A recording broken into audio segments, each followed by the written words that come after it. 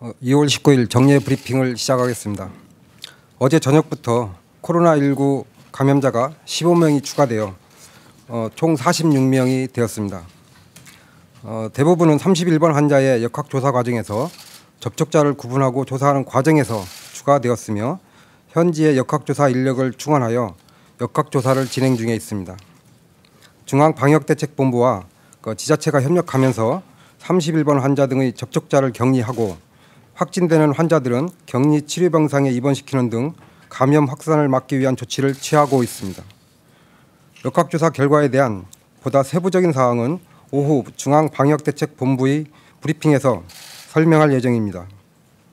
정부는 최대한 신속하게 조치하여 감염 확산을 통제할 것이므로 국민 여러분들께서는 지나치게 불안해하시지 말고 방역당국의 조치에 따라주실 것을 당부드립니다.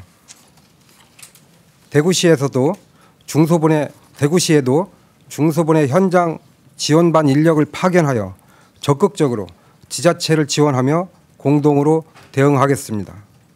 정부는 코로나19의 국내 유입과 지역사회 전파를 차단하기 위해 최대한의 노력을 다하고 있으며 초기부터 전염이 일어나는 코로나19의 특성상 지역사회로 전파될 가능성이 상존하고 있습니다. 현재 코로나19가 방역망의 통제 범위를 벗어나 지역사회로 확산되는 상황인지 여부는 역학조사 결과를 종합하여 중앙방역대책본부와 함께 판단할 것이나 정부는 그 가능성을 열어두고 이에 대처하기 위한 다양한 지역사회 대응 조치를 사전에 준비해 두고 단계적으로 시행하고 있는 중입니다. 우선 진단검사 물량을 1일 5천 건까지 가능하도록 확충하였고 검사 대상자의 기준을 확대하여 의료진의 판단에 따라 진단검사가 가능하게 하였으며 검체 채취가 가능한 선별 진료소를 464개소까지 확대하였습니다. 이를 통해 지역사회에서 의료진이 코로나19를 의심하는 경우 진단검사가 실시되고 있습니다. 전국적으로 매일 800에서 1000여 건의 진단검사가 이루어지고 있습니다. 환자를 진료하는 격리병상은 필요에 따라 단계적으로 확충하고 있고 모든 환자는 안정적으로 치료받고 있습니다. 현재까지 12분이 건강하게 퇴원하였고 오늘 4분이 바이러스 배출이 없어져서 격리 해제된 상태로 추가 퇴원 여부를 검토하게 될 것입니다. 정부는 지역사회 확산에 대비한 대응 준비를 보다 신속하게 그리고 본격적으로 갖추어 나가겠습니다. 중앙정부뿐만 아니라 지자체와 의료계 협력해서 지역사회 중심의 대응 체계 준비를 하고 코로나19의 지역사회 전파를 차단하고 국민의 건강과 생명을 보호하는 데 모든 노력을 다할 것입니다. 국민들께서도 정부와 지자체의 대응 노력에 협조해 주실 것을 당부드립니다. 특히 대구시의 시민들께 협조를 부탁드립니다. 기침, 발열 등 감기와 유사한 증상이 있으신 분들은 일말의 가능성을 고려하여 동네 병의원이나 응급실을 바로 찾아가지 마실 것을 당부드립니다. 우선 1339 콜센터나 보건소에 문의하신 후에 필요한 경우 선별진료소를 찾아가 주실 것을 당부드립니다. 대구시의 선별진료소는 인원을 확충하고 있으나 경증의 모든 분들이 선별진료소에 모이시는 경우 적절한 진료도 어렵고 또 교차 감염의 가능성도 커질 위험이 있습니다. 발열이 나지 않는 가벼운 감기 증상의 분들은 가급적 집에서 쉬시면서 경과를 지켜봐 주시기 바랍니다. 발열이 동반되는 호흡기 증상의 분들은 1339 콜센터나 보건소의 상담을 거쳐 선별진료소로 가주시기 바랍니다.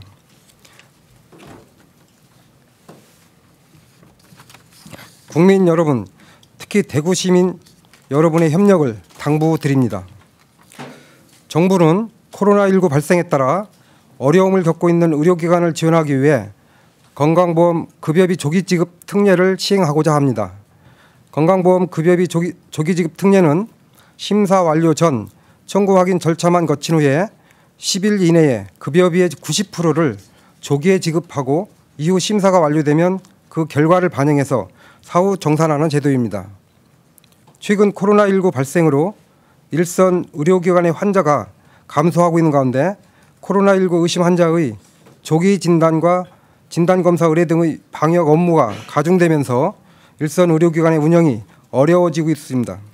이런 특례를 통해 의료기관은 통상적인 지급시보다 더 빠르게 급여비를 지급받아 의료기관 운영에 보탬이 되는 효과가 있을 것으로 예상을 하고 있습니다.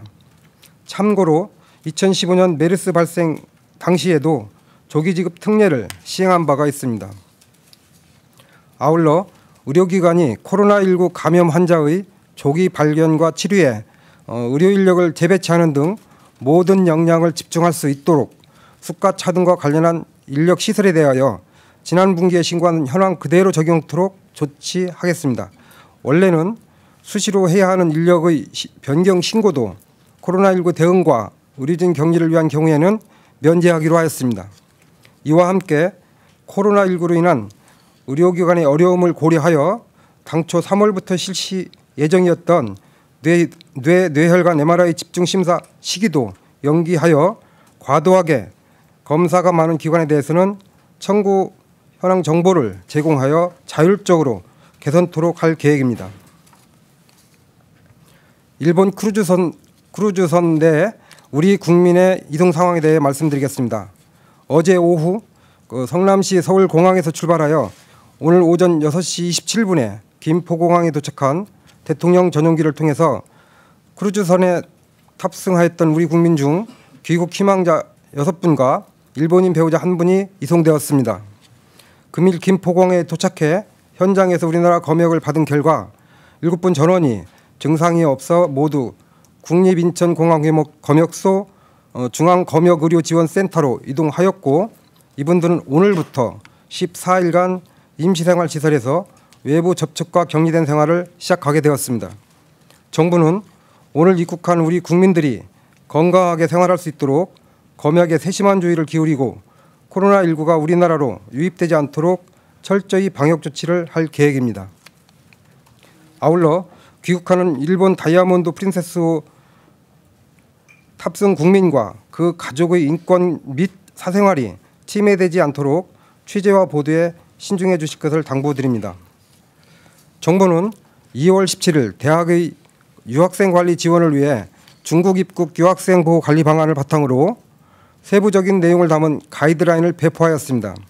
2월 18일부터 유학생 정보 관리 시스템을 구축하고 대학이 직접 시스템에 접촉하여 유학생 정보를 확인하고 직접 입력하거나 수정하도록 권한을 부여하였습니다.